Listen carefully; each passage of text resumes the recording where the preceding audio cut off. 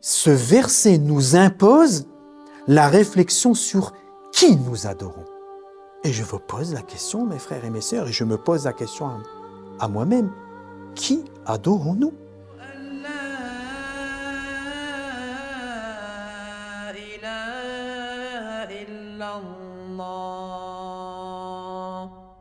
أعوذ بالله من الشيطان الرجيم بسم الله الرحمن الرحيم الحمد لله رب العالمين اللهم صل على محمد وآل محمد السلام عليكم جميعا ورحمة الله وبركاته.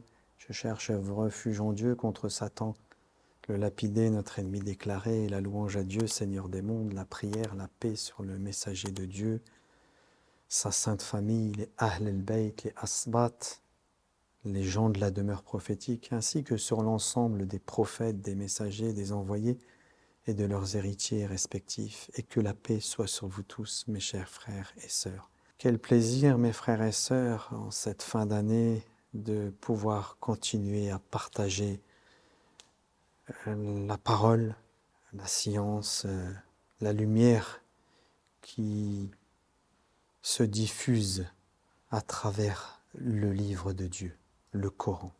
Le Coran, mes frères, mes sœurs, est un livre extraordinaire. Nous avons vraiment beaucoup de chance en tant que musulmans d'avoir ce livre et nous n'en mesurons pas assez l'importance. Un livre qui est une révélation dans lequel Dieu a tout mis, tout y est. Un code que si nous le goûtons, pas seulement nous le comprenons, que si nous le goûtons, alors nous sommes sauvés. Vraiment, nous sommes sauvés. Ce Dieu que nous adorons a fait de sa parole un livre que l'on appelle le Coran et qui est écrit avec des lettres. Mais ce livre, il est descendu du ciel. N'oubliez jamais ça. Goûter cette parole, goûter à ce Coran, c'est le pénétrer avec l'œil du cœur pour effectuer cette remontée, ce retour à la source, d'où il provient. C'est dans cette réalité-là, dans ce monde-là, ce monde que l'on peut appeler aussi le monde du ghaib, le monde de l'invisible, auquel ce Coran appartient, dans lequel se manifeste la réalité subtile et ultime de tous les signes de Dieu. Alors bien sûr, à travers les temps, le livre s'est manifesté, j'ai bien dit le livre, s'est manifesté de manière différente. Pas parce que le message est différent, mais parce que l'époque était différente, parce que le peuple qui y vivait était différent. Et la terre sur laquelle il est descendu était différent. Et lorsque nous comprenons que ce livre s'adresse aux croyants qui purifient son cœur de toute attache terrestre, qui travaille à effacer son ego, à effacer toutes les tentations et les désirs qui se trouvent sur cette terre, lorsqu'il travaille à cela et qu'il polit ce cœur devient un miroir dans lequel se reflète la parole. Et alors, les mots, les lettres qui se trouvent dans Al-Qur'an prennent tout leur sens. Ils deviennent une réalité beaucoup plus réelle que ce que nous vivons ici sur cette terre. Et nous comprenons alors pourquoi Dieu est notre Créateur, pourquoi Dieu nous demande de suivre ce livre, pourquoi Dieu nous demande de purifier nos cœurs, de purifier nos âmes pour que nous puissions goûter à tout ce qu'il cache. Grâce à Dieu, à la lumière de ce que les prophètes ont vécu dans leur vie, comment ils ont vécu les révélations, comment ils ont vécu, quelle est leur histoire, et leur histoire qui semble être une histoire qui appartient à l'histoire, qui est une histoire terrestre. Mes frères et mes sœurs, les prophètes sont en dehors d'une histoire terrestre. Leur histoire, c'est le livre. Leur histoire, c'est la révélation. Et ils ne sont jamais sortis de là. Et ils nous montrent la voie à nous pour que nous vivions comme eux, ils ont vécu dans leur temps. Et que cette révélation, elle était palpable en leur temps. Pour que nous soyons, nous aussi, en ce jour dans lequel nous vivons, dans cette contrée dans laquelle nous vivons, dans ce temps dans lequel nous vivons, nous soyons en adéquation avec le temps dans lequel nous sommes et la révélation de Dieu. La révélation est en dehors du temps. Mais si vous placez la révélation dans un temps, alors vous ne pouvez pas comprendre votre actualité, le monde dans lequel vous vivez. N'oubliez pas que le Coran est descendu pour tous les temps. S'il est descendu pour tous les temps, c'est qu'il recèle en lui tous les codes qui nous permettent de comprendre le temps dans lequel nous sommes. Et c'est pour ça que nous réitérons notre famille avec notre famille, que nous sommes les deux pieds plongés dans la fin des temps, parce que le livre nous le révèle, parce que le livre nous en parle, parce que le livre se manifeste aujourd'hui, et parce que Dieu a choisi parmi les hommes, des grands hommes, bien sûr en dehors des prophètes, en dehors de l'imam et de Jésus, fils de Marie, il y a des hommes qui suivent leur enseignement. Mais quand je dis ils suivent leur enseignement, ils ont une relation avec eux, une relation intime, une spiritualité qui provient de eux. Et qu'à travers cette spiritualité, eh bien, ils sont capables de remettre chaque chose, chaque pièce à sa place. Ils ne sont pas perdus dans le monde dans lequel nous sommes. Ils savent où ils vont, parce qu'ils ont retrouvé leur chemin. Sirat al-Mustaqim. Où est cette Sirat al-Mustaqim? Cette voie droite que nous évoquons dans la Sourate al-Fatiha, et que cette analyse aujourd'hui, c'est cette Fatiha que j'aimerais partager avec vous, parce que elle contient, comme le Coran contient, des perles et des joyaux extraordinaires, et que si nous avons la conscience et l'éveil de ce que nous récitons combien de fois par jour, eh bien, cette Fatiha va nous transformer. Et théoriquement, si nous récitons véritablement le Fatiha, elle nous transforme. La Fatiha, elle donne la vie. Nos imams, le prophète en ont parlé. Si tu récitais autant de fois la Fatiha sur un mort, il ressusciterait. Mais quelle est cette Fatiha? Est-ce que c'est celle que nous récitons, nous, et que nous disons Bismillah ar-Rahman ar-Rahim, et que nous croyons savoir ce qu'elle est? Mes frères, mes sœurs, nous ne savons pas, moi avec vous, nous ne savons pas ce que c'est que le Fatiha. Mais nous devons nous dire, Allah, apprends-moi, c'est quoi cette Fatiha? Allah, permets-moi de me rapprocher de cette Fatiha. Cette Fatiha qui contient tout le livre, tout le Coran. Et cette Basmala qui contient tout le Fatiha. Et ce bas qui contient tout, la Basmala. Basmala, c'est Bismillah ar-Rahman ar-Rahim. Et ce point qui est l'imam, l'héritier, l'héritage de la prophétie, c'est-à-dire l'islam vivant, l'islam corporalisé, l'islam matérialisé, qui, plus beau que Ali alayhi salam au temps du prophète, qui manifestait dans sa chair et dans ce qu'il était, dans ses œuvres et dans tout ce qu'il le composait, tout ce qu'il faisait, ce qu'il était, c'était le livre vivant. Donc il n'y avait pas seulement le livre qui était consigné, qui fut consigné dans le livre écrit avec des lettres, mais le livre était manifeste à travers l'imam. Et c'est cela qui est le plus important, et c'est pour cette raison-là que notre messager de Dieu, il a dit, je vous laisse 2 poids. Ces 2 poids sont le Coran et la famille, ma descendance, ils vont de pair. Parce que le Coran est le livre écrit et que la famille, la descendance est le livre vivant. Et c'est ça le plus important.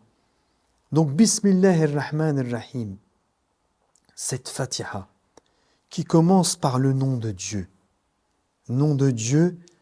auquel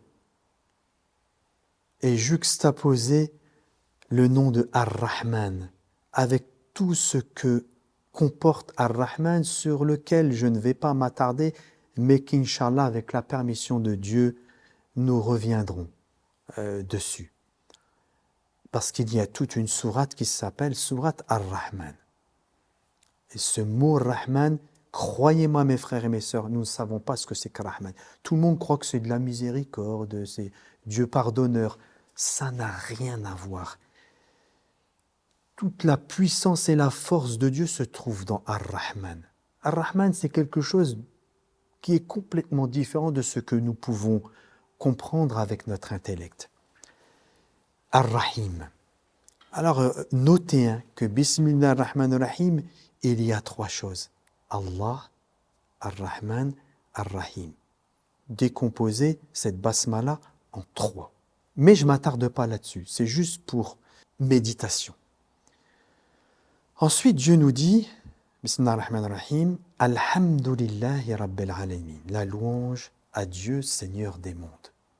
Tout ça reste dans le monde du divin. Ar-Rahman, Ar-Rahim, la louange à Dieu, Seigneur des mondes. Et on répète Ar-Rahman Ar-Rahim une seconde fois. Ar-Rahman et Ar-Rahim que l'on peut traduire par le clément. Et Ar-Rahman, je ne le traduis pas parce que dire le tout miséricordieux, ça fausse un peu les données. Maliki Yawmiddin. Maliki Yawmiddin. Le jour, alors, c'est traduit ainsi. Mon propos, en fait, c'est pour ça que je ne vais pas trop m'attarder trop sur les différents versets du livre de Dieu, de le Fatiha, mais sur un verset en particulier vers lequel j'arrive. Maliki Yawmiddin, c'est traduit dans la majorité des Corans, c'est le jour, le roi du jour de la résurrection, le souverain du jour de la résurrection. Malik, ça veut dire celui qui possède. Yawm, ça veut dire le jour, et din, ça veut dire la religion. Mais la religion, c'est très vague. Si vous pensez la religion avec son code sharia, c'est vrai et c'est faux.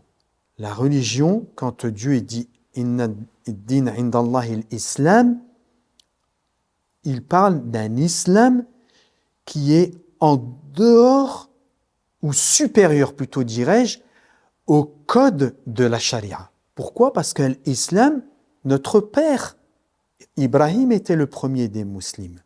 Donc ça veut dire que Abraham, lui, il était sahib, c'est-à-dire l'homme de l'islam. Comme tous les prophètes l'ont été en définitive. Mais lorsque nous prenons ce mot-là, islam, ça n'est pas uniquement dans son sens apparent et son code sharia fait vous devez faire comme ça, ou il vous est interdit de faire ceci, cela. Ça, c'est que un préambule, un b.a.-ba pour qu'on puisse vivre bien dans la société dans laquelle nous sommes. C'est pas ça qui régit notre spiritualité. La spiritualité, elle est d'un niveau supérieur. Donc, je ne m'attarde pas là-dessus, mais Malik Yawmiddin, vous devez entendre que c'est celui qui possède les clés du jour où Dieu a fait de l'islam ce qu'il est. Un code de spiritualité pour les hommes, pour qu'ils puissent être les gens de la voie droite. Je continue. Maliki Yawmiddin. Et là, nous disons Iyyaka na'budu wa iyyaka nasta'in. Et c'est sur ce verset que j'aimerais m'attarder quelque peu avec vous. Ce verset a une particularité. Alors, excusez-moi, Avant de continuer sur ce verset, je vais quand même terminer le reste de la sourate. Donc nous avons vu première partie, Bismillah ar-Rahman ar-Rahim, Alhamdulillahi Rabbil Alamin, Ar-Rahman ar-Rahim, Maliki Yawmiddin. 4 versets. 4 versets que l'on peut identifier comme étant des versets qui parlent du monde du divin. Hein, le monde du divin. Ou, allez, je vais aller plus loin, le monde du Ghaib, le monde de ce qui est caché. Une description de Dieu aussi, on peut dire, ou une description du monde qui appartient à Dieu. Ensuite, nous avons ce verset Iyyaka na'budu wa iyyaka nasta'in. Et ce verset-là, il est différent des 4 versets que je viens de vous citer, et il est différent des 2 versets qui vont suivre. En tout, il y a 7 versets. Donc 4, le 5e, Iyyaka na'budu wa iyyaka nasta'in, et ensuite le reste, qui est une doua. Ces 2 versets qui suivent sont une doua. Ihdina as-sirata al-mustaqim, guide-nous vers la voie droite. Sirata alladhina an'amta alayhim, ghayril maghdubi alayhim waladdallin.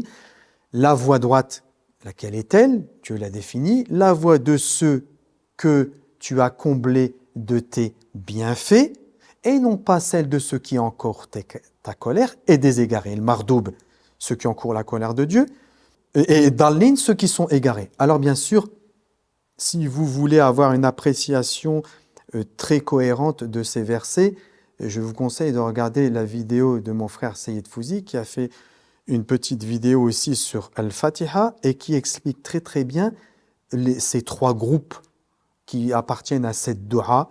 Les 3 groupes sont ceux que Dieu a comblés de ses bienfaits, ceux qui encourent la colère et les égarés. Hein? Ces 3 groupes que nous retrouvons à la fin des temps, que nous retrouvons dans la sourate La Caverne, que nous retrouvons dans l'histoire de Dhul-Qarnayn, etc., etc., etc. Je ne reviens pas là-dessus. Donc, nous avons 4 versets qui appartiennent au monde du divin, et ensuite, nous avons un verset qui est une affirmation. Et c'est le seul verset qui est une affirmation. Nous affirmons, nous, alors bien sûr, Dieu nous le commande, puisque nous devons réciter cette Fatiha, et nous lui obéissons. Mais nous devons avoir la sincérité de ce que nous disons.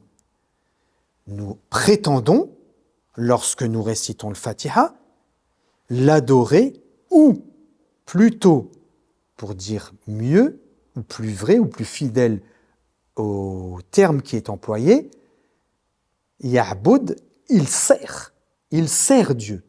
Nous déclarons que nous servons Dieu, c'est toi que nous servons, et c'est toi dont nous implorons le secours, ou c'est à toi que nous demandons de l'aide. Hein?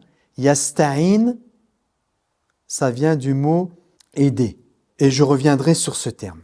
Donc, au milieu de cette sourate, nous effectuons une affirmation qui est trop grave pour ne pas prendre en considération sa puissance, sa profondeur, et pour ne pas nous interroger dessus. Quelqu'un qui est sincère, il doit s'interroger. Je déclare combien de fois par jour? Je dis, c'est toi que je sers, et c'est toi dont j'implore le secours.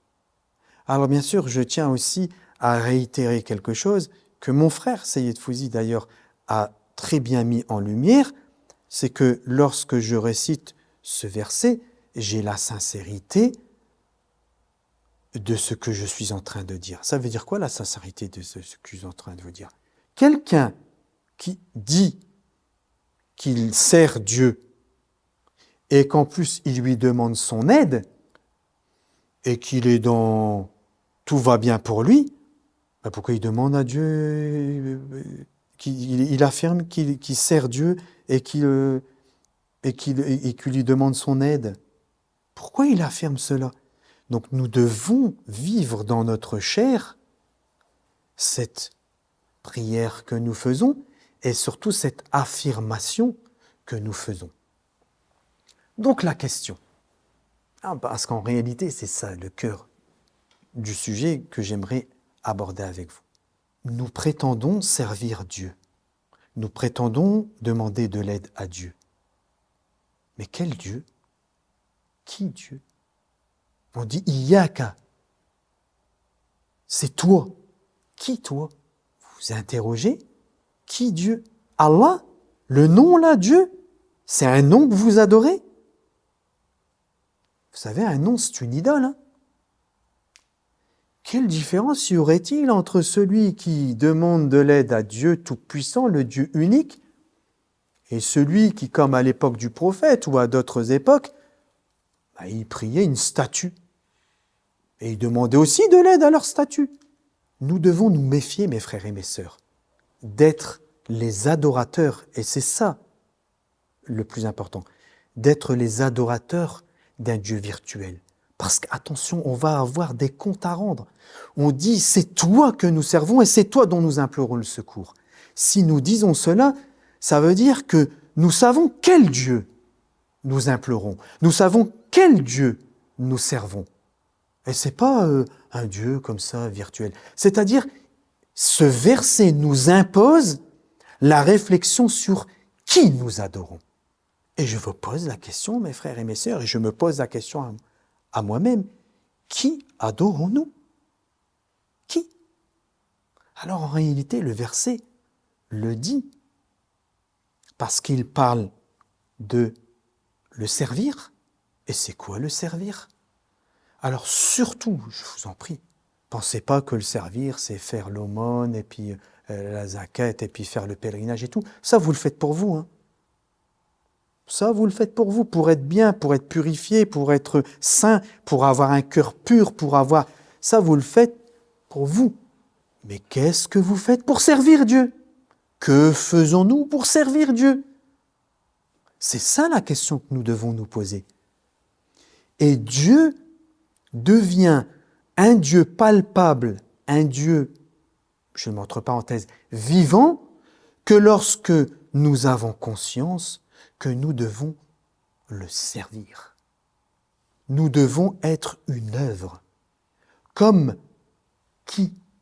Comme le messager de Dieu était l'œuvre de Dieu. Regardez ce verset du Coran, je fais un petit parallèle. Lorsque il y a l'histoire avec Noé et son fils, et que Dieu dit à Noé, ce fils-là, il ne fait pas partie de ta famille. Et il dit quelque chose d'important. Il dit « Innahu amalun ghayr salih ». Il dit « c'est une action qui n'est pas réparatrice ». C'est-à-dire que le fils de Noé, il n'était pas l'œuvre de Dieu. Noé était l'œuvre de Dieu. Donc, être et prétendre que nous le servons, c'est être de ceux qui recherchent la lumière dans le livre pour être l'œuvre et le serviteur de Dieu. Et contribuer, à la fin des temps, à être les compagnons, ou tout au moins les compagnons des compagnons de ceux qui doivent revenir. Et la deuxième chose qui est dite, donc vous avez compris, la servitude. Nous déclarons être le serviteur de Dieu. Est-ce que je suis un serviteur de Dieu? Est-ce que je mène une œuvre au nom de Dieu? Est-ce que je me mets, lorsque je me lève le matin, est-ce que ici et là, comment vais-je servir Dieu aujourd'hui? Celui-là, celui qui se pose cette question-là en se levant le matin, celui-là, il peut dire « c'est toi que je sers », parce qu'il cherche à le servir. Mais celui qui ne dit pas ça, c'est du pipeau, c'est du blabla. Il parle. Et la deuxième chose qui est dite, « Iyyaka nasta'in ». Et là, c'est beau, mes frères et mes sœurs, celui dont nous implorons le secours. Celui à qui nous demandons de l'aide. Pourquoi on lui demande de l'aide? Alors bien sûr, premier niveau, comme mon frère Saïd Fouzi l'a dit, c'est-à-dire déjà avoir le sentiment que j'ai besoin d'aide sur le chemin. Mais besoin d'aide, parce que lorsque je commence à comprendre que je dois être le serviteur de Dieu, mais comment moi, un être si faible, je vais pouvoir être le serviteur de Dieu? Comment vais-je pouvoir servir ce Dieu? Je suis un être faible, je suis rien. Comment je peux être le serviteur de Dieu? Et c'est là la sincérité de se dire qui te fait dire Iyyaka nasta'in. Et c'est toi dont j'implore le secours. Dieu, j'ai besoin de toi pour mener cette œuvre à bien. J'ai besoin de toi pour être ce serviteur. Sans toi, je ne peux pas mener cette œuvre. Et regardez ce qui est beau, ce que me faisait remarquer un frère, justement, parce que c'est la même racine, c'est le mot. Lorsque l'on parle de Dhul Qarnayn, vous vous souvenez avec le troisième peuple, ce peuple extraordinaire qui vient demander de l'aide à Dhul Qarnayn, ce peuple qui connaît Dhul Qarnayn, j'insiste là-dessus, ils le connaissent. Et il ne s'en fallait de peu qu'ils ne comprennent la parole. Mais ils ont reconnu Dhul Qarnayn et à travers lui, ils peuvent comprendre ou goûter à la parole. Et il y a une alchimie qui va s'opérer avec le fer, le cuivre et toute cette histoire. Mais il dit une chose. Dhul Qarnayn, il leur dit « A'inouni biquwwa » aidez-moi avec force. « A'inouni biquwwa » ça veut dire quoi? Ça veut dire soyez l'œuvre de Dieu. C'est comme Iyyaka nasta'in. Nous demandons à Dieu de nous aider. Et lui, il nous aide lorsque nous sommes de ceux qui participons à l'œuvre. C'est pour ça que Dhul Qarnayn, il a la méthode. Et cette méthode, c'est quoi? Vous voulez réussir? Venez, aidez-moi. Votre salut s'opère lorsque vous rentrez dans l'œuvre de Dieu et que vous participez. Donc, Iyyaka na'budu wa iyyaka nasta'in, mes frères et mes sœurs, est une frontière dans cette Fatiha. Une frontière entre le monde du divin, qui est décrit, et le monde de ce qui va se passer sur cette terre, avec quoi? Sirat alladina an'amta alayhim, la voie de ceux que tu as comblés de tes bienfaits. Qui sont qui? C'est décrit dans le livre, dans un verset du Coran. Les prophètes, les sincères, les véridiques, les témoins, les salihin, ce sont ceux-là qui ont été comblés des bienfaits sur terre, après la descente. Et sur cette terre, il y aura aussi, aux côtés de ceux-là, des gens qui encourront la colère de Dieu et des gens qui seront des égarés. Et que tout ceci, bien sûr, nous le retrouvons aujourd'hui et que nous allons le retrouver demain lorsque les choses deviendront encore plus claires à travers l'apparition de ceux que nous attendons. Iyyaka na'budu wa iyyaka nasta'in nous marque, nous oriente, nous demande une sincérité pour que nous puissions être les serviteurs de Dieu. Et dans ce monde, il y a deux mondes. Il y a le monde qui est purement le monde du divin, auquel nous appartenons en réalité et vers lequel nous devons retourner. Et il y a le monde de la vie sur cette terre, et cette terre, c'est être le serviteur de Dieu, mener l'œuvre au nom de Dieu. C'est pour cette raison-là que ce verset, il se trouve juste là, à la frontière.